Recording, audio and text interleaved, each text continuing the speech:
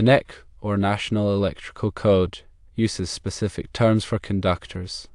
These terms include grounded conductor, grounding conductor, grounding electrode, and ungrounded conductor. The grounded conductor, in simpler terms, is the neutral conductor.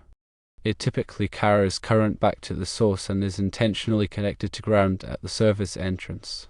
This conductor is usually identified by its white or gray insulation. The grounding conductor is the equipment grounding conductor.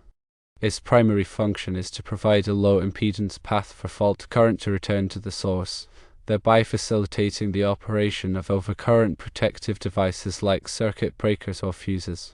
This conductor is typically identified by its green insulation or by being bare. The grounding electrode is the conductor used to connect the electrical system to a grounding electrode, such as ground rods, metal water pipes, or building steel.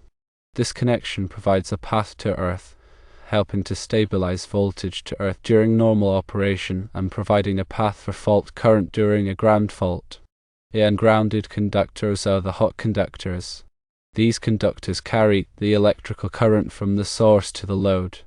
They are typically identified by black, red, blue, or other colors besides white, gray, or green.